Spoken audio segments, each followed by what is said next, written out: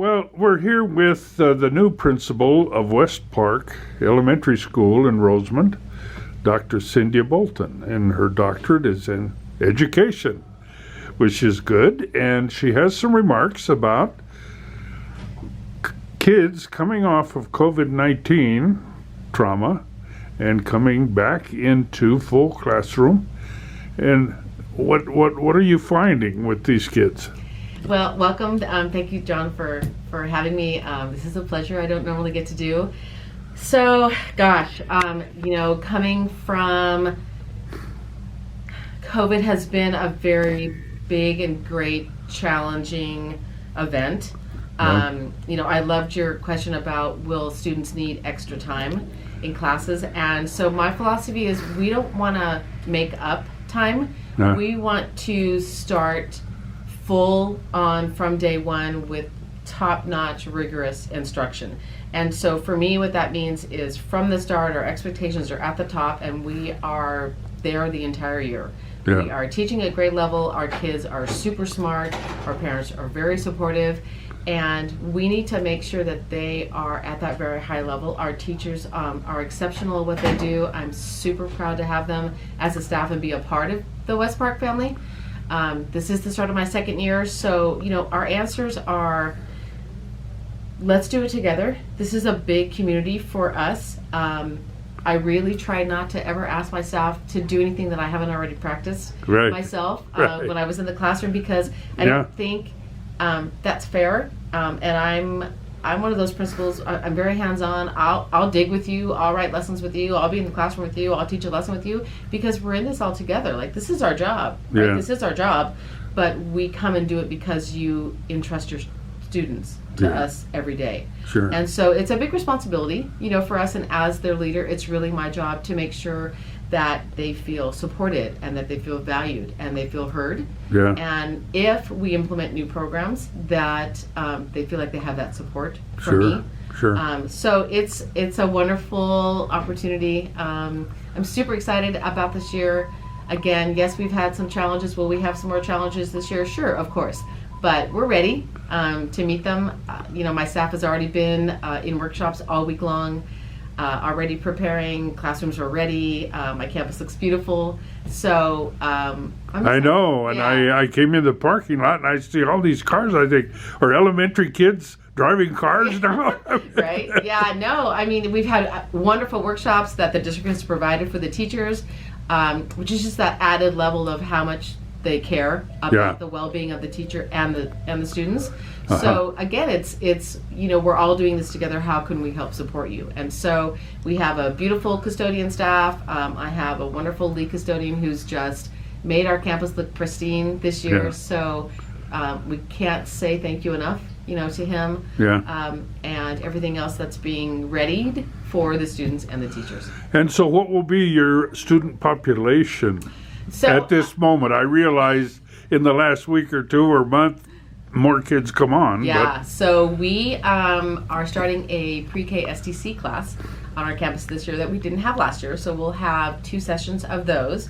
We are currently around 950 students, give or take. Some will come. We'll have additions as well. We get new additions every day. Yeah. So we're at full capacity. Sometimes I wonder where I'm going to put them all, but they all have spaces and they all have classrooms and we have enough seats and we have enough desks. Right. So yeah, we're full with the beautiful new housing project that's up the street. I can't, we're only going to grow bigger.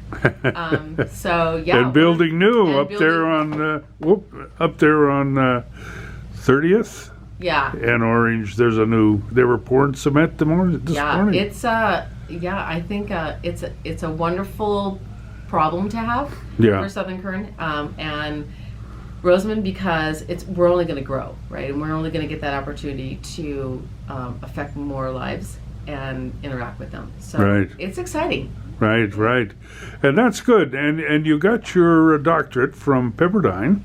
I did. So I love Pepperdine. It's beautiful by the beach. My doctorate was an amazing program. I had probably some of the best professors I've ever had. Yeah. My dissertation actually was really about the Avid program and working with English learners. Explain the Avid program a little bit, would you? Because so many parents don't know it. They didn't have it in school, and they're unfamiliar with it. Yeah, so I have a huge passion for Avid. Avid stands for Advanced via Individual Determination. It's a organizational skill building program. It is district-wide.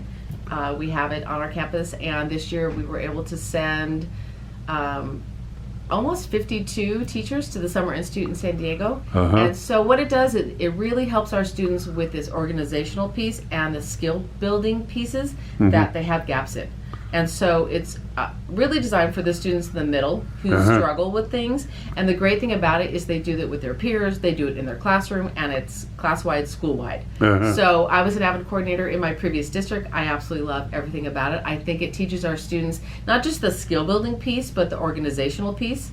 And they learn from their peers, which is sometimes some of the best learning that happens. True. You know, we have amazing teachers, like I've said, but they don't learn everything from us, and peer-to-peer usually tends to be a great event. So every student will have the availability to have Avid. You will see it on our campus when schools opens. Sure. So it's a wonderful, wonderful thing for a student to be able to be a part of. They didn't have it when I was in school. So I'm glad that they do now, because so many districts and so many states are a part of Avid, and it's this extra piece that a lot of our students need to get ready to go to college or career. Sure, and that's great. And what do you want the parents? You said they're dedicated parents, but the new parents that are moving in here, what do you want the parents to do to support you? To come to parent meetings, I guess, and make them do their homework. Yeah, and all that so stuff. big things, get your students to school on time, of course. Support them in their reading when they're home. If you have questions, call us. I know that the special ed department is now going to have a parent community center. Oh, good. Starting this coming school year, which is going to be probably one of the best things ever. They'll have classes and they'll have workshops, and they have that extra piece that the parents need, because some parents, they want to help their kids. All parents want to help their kids. Sure. But they don't know all the time how to help their kids. Yeah. And so not only will the community center make that happen, but our job too is to give them the availability. Unfortunately, we don't know yet how much volunteers for parents we're going to have yet, based on COVID protocols. Sure. But as soon as we can have them on board, my answer is come on board. Like, come and visit your kids. Come spend an hour every day with your kids if you can. If you can't, spend that 20-30 minutes with them at home doing their reading, during their math. If you have questions, the teachers are more than willing to help you. And so, my answer is we are here as a community, and nothing happens without our parents. Yeah. I mean, I can be an administrator and we can have the best teachers in the world, but nothing happens without the parents in the community. Sure. The parents are their best advocates. Yeah. And anything that a student needs, if your child is in need of something, you need to let us know. Sure. And I know me personally, and my assistant principal, Mr. Holmes, as well, we will do whatever we can to make sure that happens and they have what they need. Sure. One of my biggest things is if a student comes to school hungry, they're not concerned about their schoolwork. They're concerned about making sure that need is met. Right. And so when our students walk through the gate and, they don't have that happy smile on their face, I want to make sure that we make that happen. And so, parents, we love you. We can't do any of this without you. That is very, very true. I believe that in my heart. Sure. So whatever you need, just let us know. Now, I know that you have a multilingual student population. I've looked at the numbers, and I see Hispanic number, but I know, living here a long time, that just because I have a Hispanic surname doesn't mean I can speak Spanish, really. Right. However, at home, it may be different. Mom and Dad may struggle with English. Right. So how is that here at Westpark? Right. So every one of our English learners that's identified by the district as an English learner, every day they are taught English language development, meaning we split our kids. Our identified ELD kids go to our ELD teacher at every grade level, and then the rest of our students, we call it universal access. So universal access is the rest of the students that aren't English learners go and they're divided up between the teachers, and they're at leveled groups. So they will stay in those leveled groups until their skills grow, And the great thing about universal access is that the students are retested every couple of weeks. Yes. So they don't stay in that low group. They don't stay in that same group. When their skills grow, they move to the higher groups, and they get to do things from novels to writing classes with different teachers. So Sure. students, And they learn fast. and they learn super fast, and so they are given exactly what they need at the level that they're at. Plus, they're given the opportunity to change and grow, which is Sure. the best thing, because we want them all to change and grow. Absolutely. And especially our English learners, they need to get that specified English language development time Sure. with the teacher. Sure. Every grade level has an identified Sure. ELD teacher, and they get that specific time, which is crucial for what they need. Yes. But what's wonderful now is not only do they get that English language development time, but they also get the universal access time. So Yeah. they're not just with the same kids that are doing, Sure. English learning. Sure. They're with their peers as well. Sure. Getting the additional interventions or the additional time that they need. So yeah, we have a high population of Hispanic students. We have a very high. We have 100-ish English learners on our campus. And so again, it's our job to make sure that they get what they need at the level that they are, but that they have that opportunity to grow as well and then move on. Yeah. Yeah. Well, I see a parallel somewhat between that and what's happening in Canada right now. We're focused on it. 60 Minutes has done a story about taking the indigenous children off the reservation and forcing them into schools so that they could learn the language and break away from their tribe, Right. etc. And of course, what a horrendous thing. But it didn't just happen in Canada. It happened in Australia, as you know. It happened in the U.S. And how else could you do it? I'm glad I wasn't a principal or a teacher at that time, Right. having to take a first grader away from their Right. parents, and how did they make that happen? But I guess they did. But there's somewhat a similar parallel in a school like Westpark, Right. where the kids, the parents, boy, they want their children to learn everything they possibly can. Absolutely. Yeah, absolutely. Yeah.